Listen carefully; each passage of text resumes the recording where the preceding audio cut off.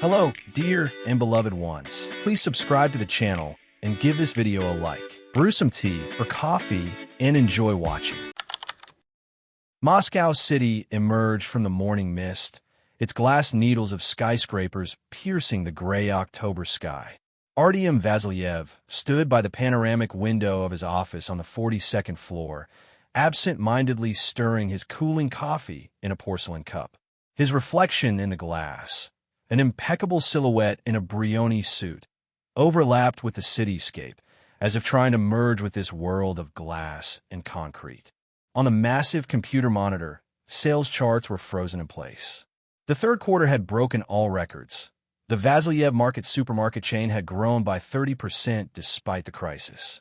These were numbers that should have brought joy, but for some reason, they evoked no emotion. Artyom Vasilyev, the voice of his secretary, Marina, pulled him from his daze. At 2 p.m., there's a meeting with suppliers. At 4, a presentation of the new supermarket concept, and after that, cancel everything after lunch. Reschedule it for tomorrow. He set the cup down on the table. I'll be at the sports club. Marina raised an eyebrow in surprise, but said nothing. After 5 years of working with him, she was used to her boss making unexpected decisions. She simply nodded silently and left, leaving him alone with a view of the city and his own thoughts. Artyom ran a hand over his clean-shaven chin. At 37, he had achieved everything he had dreamed of at 25, a retail empire, a penthouse on Ostazenka, the latest model of a black BMW. He had learned to get everything he wanted, almost everything. His daily ritual of going to the sports club was honed to perfection. A Prada bag always ready, a spare suit hanging in the closet. He descended to the underground parking lot, where his car, a sleek black Predator, was waiting. Pulling into the lot, he noticed his favorite spot near the entrance was free. He was about to reach for the door handle when he caught movement out of the corner of his eye. An elderly woman in a worn gray coat was slowly making her way between the cars. People like her were a rare sight here. In this elite, heavily guarded area, she didn't fit in at all with her outdated clothing and unfashionable hairstyle. Yet there was something about her, a certain dignity unbroken by life. Her voice was quiet but not pleading. "Could you help me, son? I need to buy medicine for my granddaughter. If you have anything to spare." Artyom frowned. He never gave money to beggars, believing it only encouraged them. But this time, he had almost pulled out his wallet when a ray of sunlight broke through the gray clouds and caught something on her ear, a glint of light. Earrings. Tiny silver forget-me-nots with delicate blue stones in the petals and a diamond in the center. Exactly like the ones he had ordered 10 years ago from a jeweler on Kuznetsky Most. A unique design, the only pair in the world. He had made sure of that. His heart skipped a beat and started pounding like mad. Artyom grabbed the woman's arm and turned her toward him. "Where did you get these?" His voice cracked with urgency. "These earrings. Where did you get them?" The woman flinched and tried to pull away. Fear flickered in her eyes, then something else, a moment of understanding. I can't say." She lowered her gaze. "You can, and you will." Artyom pulled out his phone. "Otherwise, I'll call the police. These earrings, they can't be fake. They exist in only one pair, and I know exactly who I gave them to." Tatyana Sergeyevna, as she introduced herself, was silent for a while, staring at the worn tips of her old shoes. Then she looked up, tired but resolute. "Fine," she said. "I'll tell you, but not here." In the car, Artyom opened the BMW's door. Inside, the scent of expensive leather and his cologne filled the space. Suddenly, it felt out of place, artificial like everything in his life now. A heavy silence settled between them. Tatyana Sergeyevna clutched the handle of her old bag, avoiding his gaze. But he couldn't take his eyes off the earrings, tiny blue flowers that had once symbolized his one true love. "I'm listening," he said, trying to keep his voice steady. But inside, everything clenched with foreboding. He knew whatever he was about to hear would change his life forever. "You know," Tatyana Sergeyevna closed her eyes for a moment, as if gathering strength. "Alyona often said that forget-me-nots aren't just flowers. They're a promise to remember everything. The happiness, the pain, the love, the betrayal. The name, spoken aloud, rang like a bell tolling in an empty church. Artyom felt the ground disappear beneath him, even though he was sitting still in the car. Alyona. The name echoed in his mind, and his world began to shatter into fragments. Memories crashed over him like a tidal wave, as if a dam had broken, unleashing the past he had held back for years. He closed his eyes, and, suddenly, he was back in a hospital corridor from 10 years ago. The sharp scent of antiseptic. The hollow echo of footsteps on the tiled floor. The dull ache in his broken arm.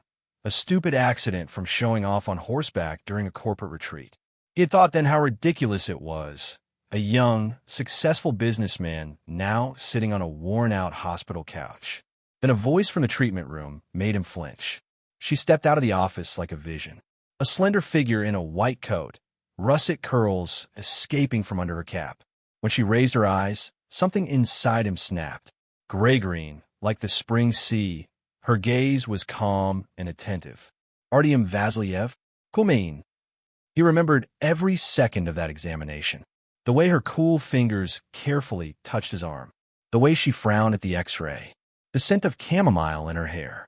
You know, only people who are trying too hard to impress others fall like that, she had said with a small, teasing smile. You have a unique way of comforting patients. He had tried to grin through the pain. I prefer telling the truth, she had replied, expertly wrapping his arm. It helps them heal faster. Then came the waiting outside the hospital, clutching a bouquet of tulips. The February wind was biting, but he stood there, shifting from foot to foot, feeling like a schoolboy. She emerged after her shift, wrapped in a worn-out scarf, and hesitated for a moment upon seeing him. Are you waiting for me? I thought. Maybe we could have dinner together? I don't have dinner with patients. What about former patients? She laughed, and it was the purest sound he had ever heard. In a little cafe near Chisty Prudy, they talked until closing. She told him about the orphanage where she grew up, her dream of becoming a doctor, the books she devoured in the library. He listened, forgetting about food, time, and his supermarket empire. That evening, he realized for the first time that all his achievements meant nothing compared to the way she saw the world. Their first kiss happened outside her old 5-story building on the outskirts of the city. Snowflakes melted on her lashes. She reached up to him, unexpected yet natural, like breathing. Then came their life together in his Ostazenko apartment. He would wake up in the middle of the night and watch her sleep, her hand tucked under her cheek. She had transformed his sterile apartment into a home. Books on the shelves, geraniums on the windowsill, the scent of fresh pastries in the mornings. He remembered the day she saved a child at the hospital, bursting into their home, eyes shining. Can you believe it? His heart stopped, but we made it, tight Oma. We made it. At times like that, she seemed to glow from within, and that light terrified him. Too pure, too real. So he started staying late at work, avoiding conversations about the future. Her hints about marriage stirred an unspoken irritation. He convinced himself it wasn't the right time. Business needed expanding first. He had ordered the forget-me-not earrings almost on impulse, seeing the design in a jeweler's shop. They reminded him of her eyes. She cried when he put them on her. They're so delicate, like the first flowers breaking through the snow. Then, she left for Nizhny Novgorod for 3 days. I need time to think, she had said softly. And he hadn't stopped her. Artyom's eyes flew open as he snapped back to reality. Tatyana Sergeyevna was still sitting beside him in his BMW, her familiar earrings glinting faintly. Now he knew. This was just the beginning of the story, and the worst was yet to come. Tatyana Sergeyevna spoke softly, as if afraid to disturb the ghosts of the past. Her wrinkled hands clutched a worn-out bag, and in her eyes lay a deep, timeless maternal sorrow. She came to me on an April morning, stood at my apartment door, pale, lost, clutching trembling test results in her hands. Aunt Tanya, I'm pregnant, she said and burst into tears. That was the first and last time I saw her cry. Artyom gripped the steering wheel so tightly that his knuckles turned white. Every word hit him like a slap. I remember the day she made her decision, Tatyana Sergeyevna continued. She wandered the city for hours. I watched her from my window. She circled the house like a wind-up toy, stopping by the playground, then sitting on a bench in the square. Then she came back, upright, with a new light in her eyes. "I'm keeping the baby," she said. "This is all I have left of him. I won't repeat my parents' mistakes. My child will know what love is." Tatyana Sergeyevna spoke, and in Artyom's mind, a film seemed to play. Alyona with documents for a new job, her belly barely showing. Alyona studying anesthesiology textbooks at night, refusing to remain just a nurse. Alyona rejecting help, but accepting the home-cooked meals that Tatyana Sergeyevna secretly left at her door. She was so strong. The old woman's voice trembled. She worked in the emergency room until her 7th month, then took a night shift at a call center so she could attend training courses during the day. She slept 3 or 4 hours, but never complained. Artyom felt nausea rise in his throat. He imagined her, pregnant, alone, fighting for their child's future, a child he hadn't even known existed. And then, years later, she finally became an anesthesiologist. That hospital, that's where all happened. Tatyana Sergeyevna's voice hardened. The chief surgeon, Igor Petrovich Sokolov, came into a difficult operation drunk. I found out later, it was the anniversary of his wife's death. He could barely stand, but everyone stayed silent, afraid of his connections and power. Alyona tried to stop him. She closed her eyes, as if trying to erase the terrible memories. He didn't listen. He started the operation, made a fatal mistake. The patient died, and he blamed it all on her. He forged the documents, forced the staff to stay quiet. His brother works in the prosecutor's office. Artyom understood too well. He knew this system of mutual cover-ups, where money and connections ruled everything. At the trial, she remained silent.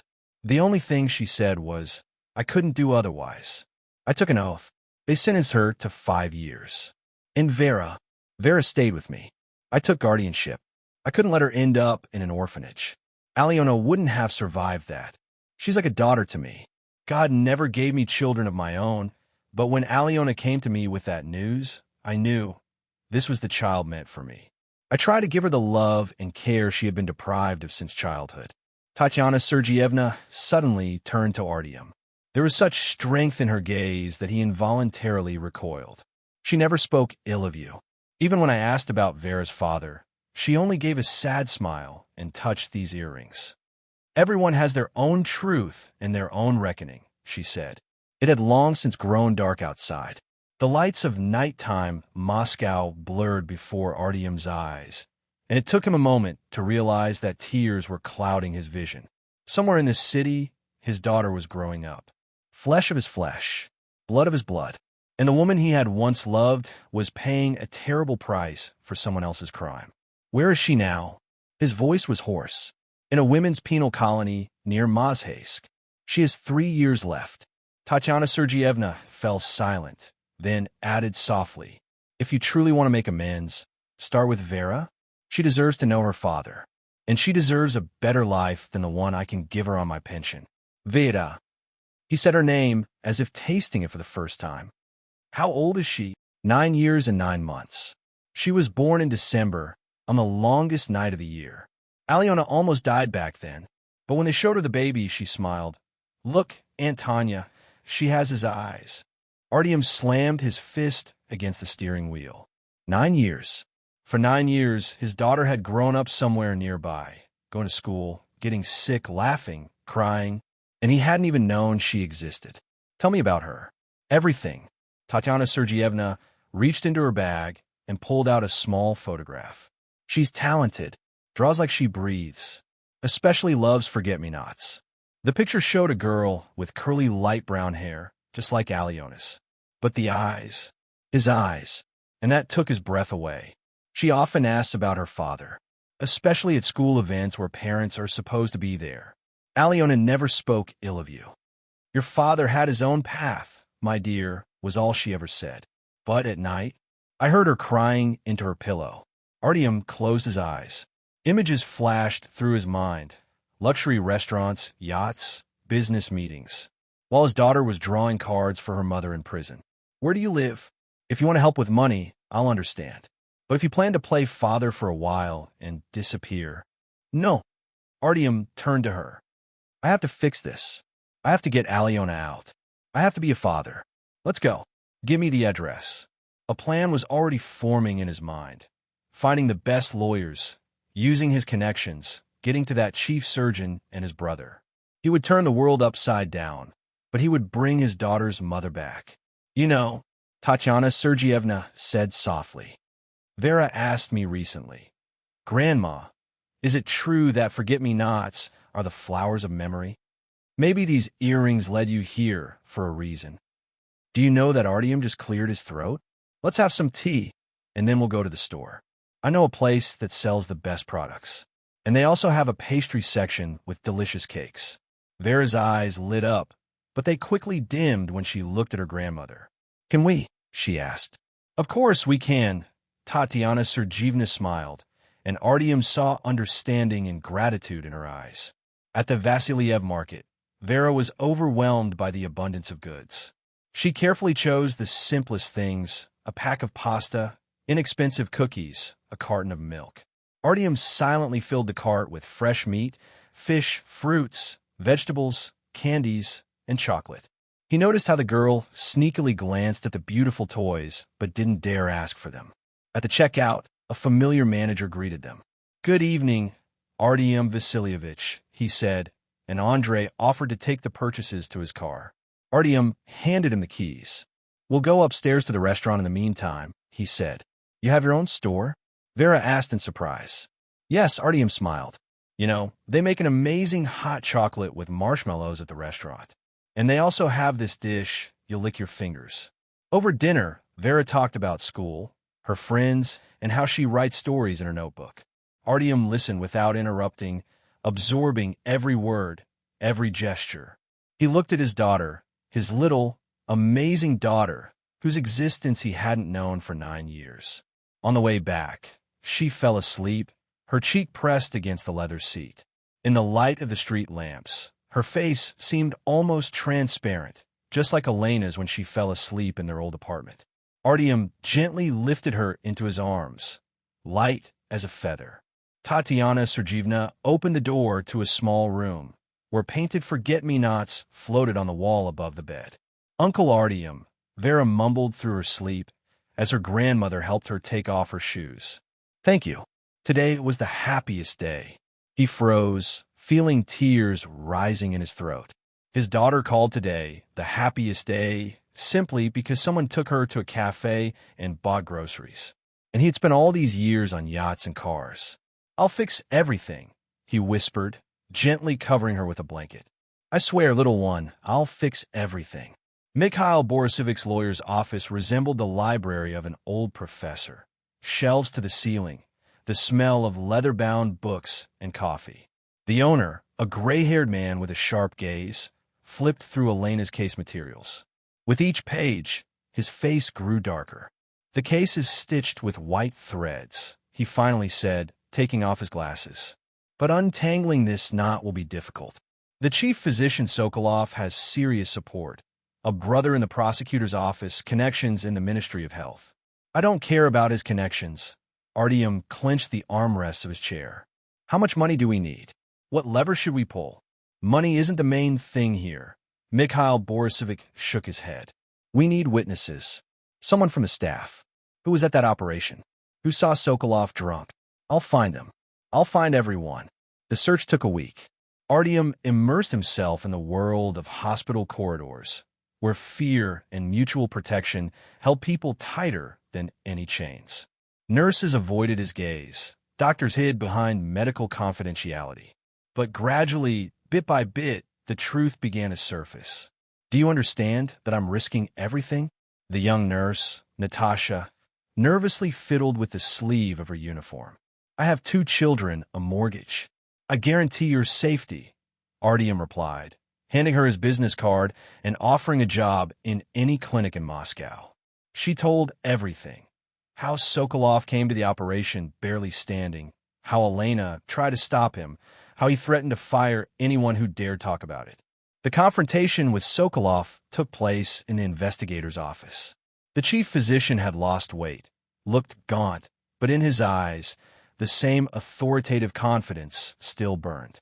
"Why do you care about some nurse?" he hissed through his teeth. "She's not just some nurse," Artyom replied quietly. "She's the mother of my child. And I know you were drunk that day." Sokolov turned pale. A week later, his brother, the prosecutor, called Artyom himself. "Igor is ready to admit guilt," he said dryly. "But I have conditions: no publicity, a quiet review of the case." The last court session was brief. Elena stood in the defendant's box, thinner, with a gray strand in her brown hair, but still just as straight and unbending. "I want to thank everyone who wasn't afraid to tell the truth." Her voice sounded calm and firm, especially when she mentioned Natasha Kravchenko. "I know how hard it was." The judge read out the ruling to overturn the sentence. Someone in the hall sniffled. It was that same nurse, Natasha. The April morning was fragile, like the first spring ice. The fog swirled at the gates of the women's prison, turning the barbed wire on the fence into ghostly garlands. Artyom shifted from foot to foot, clutching a bouquet of forget-me-nots. Each flower was chosen with special care, as if it could atone for the years of separation. Vera tightly held his hand. Over these months, she had started calling him Dad. At first, hesitantly, as if testing the word, and then more confidently. Now, when she said Dad, it carried the same tenderness as when she said Mom. Tatiana Sergeyevna adjusted her coat collar and wiped away her tears. The heavy door clanged open. Elena appeared in the doorway, a thin figure in a simple dress with a small purse in her hands. She squinted in the bright light, and in that gesture, there was such defenselessness that Artyom's breath caught. "Mom!" Vera rushed forward, and Elena sank to her knees, opening her arms. They merged into one, mother and daughter, separated by years, bound by that invisible thread stronger than any barrier. Artyom saw how Elena trembled, burying her face in her daughter's curls, as if trying to breathe her in. "Alenushka!" Tatiana Sergeyevna stepped forward, her voice breaking on a sob. They hugged, all three of them. Artyom stood a little to the side, feeling at once unnecessary and essential. When Elena finally looked up at him, he saw not reproach in her eyes, but something new, as if a sprout of hope was breaking through the asphalt of past pain. At home, a festive table awaited them. Tatiana Sergeyevna was hurriedly setting out pancakes. Elena's gaze met Artyom's. "This is Dad," she said, smiling softly and understandingly. She pulled a battered album from her bag. "I have all your drawings, my dear. I kept every single one. I looked at them every evening, and it made my soul lighter." The pages turned one by one. Watercolor forget-me-nots, portraits of Tatiana Sergeyevna, sketches of the schoolyard, the story of their separation and love told by a child's hand. "I've scheduled my work so I can work from home 3 days a week," Artyom said. "I want to learn to be a father for real." Elena touched the forget-me-nots, the same gesture she had made 10 years ago. "Now we have plenty of time ahead." A year later, the sun bathed the spacious kitchen of their new home in light. Vera, now in her art school uniform, was quickly finishing her pancakes. Elena, in a pristine white coat, was checking the documents. Her private clinic would open in a month. "Dad, you promised to come to my screening today," Vera said. Elena caught his gaze across the table and smiled just as brightly as she had in their first meeting. Her ears glistened with forget-me-nots, now complemented by a delicate pendant on a chain and a wedding ring. Tatiana Sergeyevna stood by the stove, humming something old. She had flatly refused to move to the new house, but visited almost every morning to check on her children. Vera, already at the door, adjusted the silver chain with the forget-me-not pendant, a gift from her parents for her 11th birthday. "Do you know what?" she said. "I remember drawing these flowers so I wouldn't forget Mom. And now I draw them because they made us a family." Artyom embraced Elena's shoulders, feeling how she pressed against him. Through the large window, they could see the garden, where, among the other spring flowers, the forget-me-nots bloomed, small and stubborn, breaking through the Moscow spring. just like their love had broken through the years of separation, pain, and despair. Their family, through all obstacles, to this sunny morning, filled with the laughter of their daughter and the aroma of grandmother's pancakes.